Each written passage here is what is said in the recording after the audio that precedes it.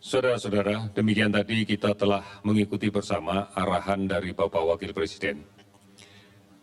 Kita telah melangkah dan kemudian kita sudah menuju ke arah yang benar di dalam penanggulangan COVID-19 ini. Gotong royong, kebersamaan, dan kemudian terus-menerus untuk melakukan ini adalah kuncinya.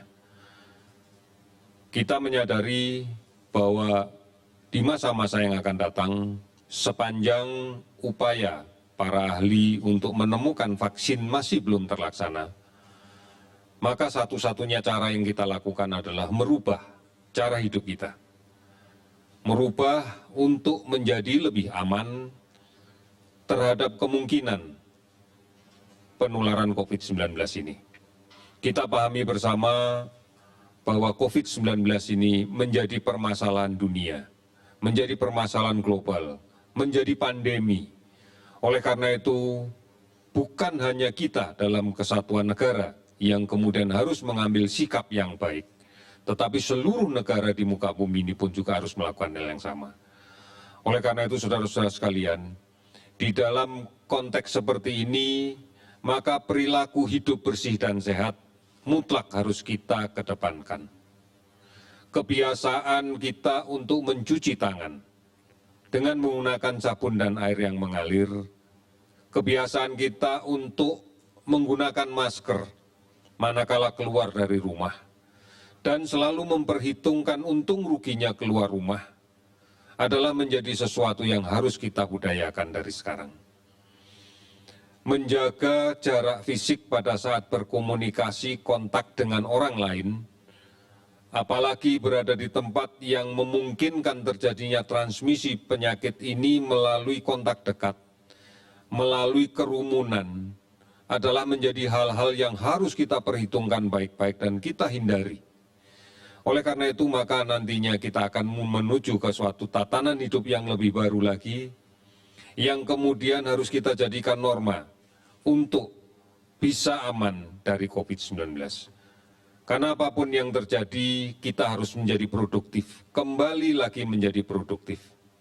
Karena hanya inilah yang bisa kita lakukan di dalam kaitan untuk menjaga keberlangsungan kehidupan keluarga kita dan seluruh masyarakat secara garis besar.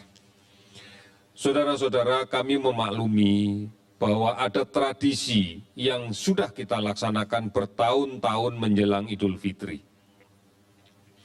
Tradisi untuk bisa bersilaturahim dengan saudara, dengan kerabat, dengan warga. Tradisi untuk menyiapkan perayaan kemenangan di Idul Fitri dengan memakai baju yang baru, dengan menyajikan makanan yang terbaik yang bisa kita berikan, adalah sesuatu yang positif. Namun dalam situasi yang seperti sekarang ini, semestinya itu bisa kita lakukan dengan menyiasati untuk tetap aman dari kemungkinan tertular COVID-19. Tidak ada larangan untuk membeli baju yang baru, tidak ada larangan untuk ke pasar. Namun tetap dengan etika sesuai dengan protokol kesehatan, menjaga jarak, menggunakan masker, dan mencuci tangan dengan sabun adalah cara yang paling bijak di dalam kaitan ini. Oleh karena itu, saudara-saudara sekalian, mari kita lindungi keluarga kita. Mari lindungi keluarga kita dengan membiasakan untuk menerapkan protokol kesehatan dalam semua aspek kehidupan. Karena tujuannya satu adalah untuk melindungi kita. Apabila ini menjadi budaya baru yang dilaksanakan oleh seluruh masyarakat kita, maka kita yakin bahwa keseluruhan bangsa kita bisa kita selamatkan. Arahan dari Presiden sudah tegas bahwa kita harus fokus pada upaya-upaya untuk memutus rantai penyebaran COVID-19. Secara bersama-sama, terkoordinasi yang baik, mulai dari tingkat keluarga, tingkat RT, RW, desa, kelurahan, nagari, terus berjenjang sampai tingkat kabupaten kota, provinsi, dan tingkat nasional. Dalam satu sistem yang bersama-sama kita lakukan dengan koordinasi yang baik. Karena tidak mungkin bahwa klaster epidemiologi ini dibatasi oleh sistem pemerintahan. Pergerakan manusia, aktivitas sosial manusia seringkali harus melintas batas administrasi. Oleh karena itu, bekerja sama menjadi sesuatu yang mutlak dan tidak mungkin untuk kita hindarkan. Saudara-saudara, inilah yang kemudian mendominasi evaluasi kita dalam beberapa minggu terakhir. Pergerakan sosial, aktivitas sosial, keluar rumah, berada di lingkungan, berada di pasar, berada di tempat-tempat pertumbuhan ekonomi misalnya. Kemudian melintas batas antar pemerintahan, ini menjadi sesuatu yang tidak mungkin untuk kemudian dicegah sepenuhnya. Karena konsep pembatasan sosial berskala besar adalah dalam rangka mengatur mobilitas sosial, pergerakan manusia yang menjadi faktor utama di dalam membawa penyakit ini. Oleh karena itu, saudara-saudara sekalian, kasus inilah yang menjadi perhatian kita semua karena penularan penyakit akan bergerak bersamaan dengan pergerakan manusia. Kita mencatat di dalam akumulasi data yang kita peroleh sampai dengan saat ini bahwa sudah lebih dari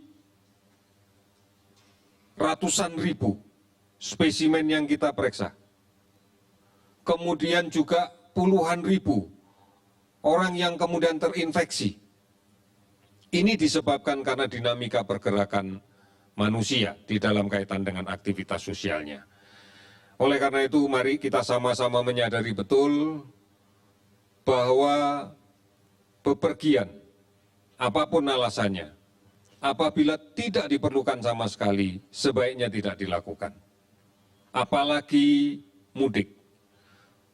Kami semuanya dan kita semua menyadari betapa beratnya beradaptasi dengan tradisi yang sudah dibangun begitu lama di dalam masyarakat kita.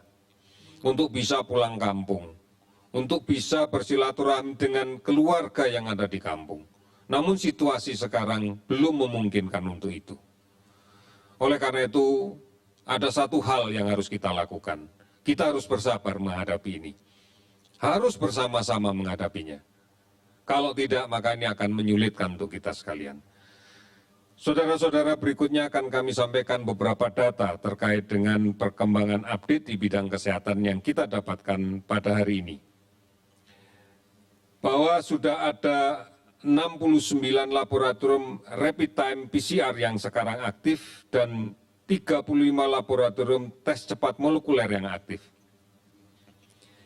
Ini kita himpun datanya, kemudian spesimen akumulatif yang kita periksa sampai dengan hari ini sebanyak 229.334 spesimen. Hari ini kami melakukan pemeriksaan spesimen dan kemudian melakukan validasi data untuk kepentingan tracing sebanyak 9.359 spesimen.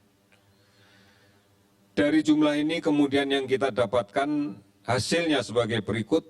Kasus konfirmasi COVID-19 meningkat sebanyak 634 orang, sehingga totalnya menjadi 20.796 orang. Kasus sembuh meningkat 219 orang, sehingga total menjadi 5.057 orang. Kasus meninggal 48 orang, sehingga total menjadi 1.326 orang. Sudah 395 kabupaten kota yang terdampak dari seluruhnya 34 provinsi. Saudara-saudara, kita masih melakukan pemantauan terhadap ODP yang sampai saat ini sedang berjalan sebanyak 47.150 orang. Sementara kasus PDP yang saat ini sedang diawasi sebanyak 11.028 orang. Ini semuanya menggambarkan bahwa penularan masih terjadi. Bahwa di luar masih ada sumber penularnya. Bahwa di luar masih ada kelompok masyarakat yang rentan tertular. Bahwa masih ada hal-hal yang kemudian memungkinkan terjadinya penularan karena tidak rajin mencuci tangan dengan menggunakan sabun. Karena tidak memakai masker, karena tidak menjaga jarak pada saat bertemu dengan orang lain, karena masih suka untuk tidak menghindari kerumunan. Inilah yang kemudian menjadi titik-titik di mana penularan itu masih terjadi. Dan kita bisa melihat dari data yang kita dapatkan pada hari ini, bahwa kasus penularan masih saja terjadi. Oleh karena itu, saudara-saudara sekalian, mari kita komitmen kita perkuat, disiplin kita kuatkan. Dan yang lebih penting lagi, bersama-sama kita jaga untuk saling mengingatkan agar rajin mencuci tangan, agar menggunakan masker saat keluar rumah, agar menghindari kerumunan apabila berada di tempat yang ramai. Ini menjadi penting, agar tetap menjaga jarak. Oleh karena itu, kita harus mengingat bahwa kelompok rentan cukup banyak. Saudara-saudara kita yang usia lanjut, saudara-saudara kita yang sakit, kronis yang sudah bertahun-tahun, ini juga menjadi rentan manakala terinfeksi. Oleh karena itu, mari tetap berada di rumah, kita harus produktif, tetapi harus aman dari COVID-19. Tidak mudik, tidak melakukan perjalanan kemanapun, karena ini akan memberikan risiko yang luar biasa.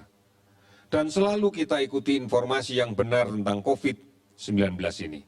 Telah banyak saluran informasi yang bisa diakses, baik dengan portal di covid19.go.id, di hotline 119, di akun media sosial @lawancovid19, maupun di aplikasi-aplikasi yang lainnya, serta secara rutin disiarkan oleh Televisi Republik Indonesia maupun Radio Republik Indonesia, dan tentunya akan disebarluaskan oleh televisi dan radio swasta lainnya. Oleh karena itu, kita pasti bisa melakukan ini. Kita yakin bahwa kita bisa melakukan ini dengan kebersamaan untuk melindungi diri kita, melindungi keluarga kita, dan melindungi Indonesia. Saudara-saudara, mari kita yakin bahwa kita bisa menang dari perang kita menghadapi COVID-19. Kita pasti bisa. Sekian dan terima kasih.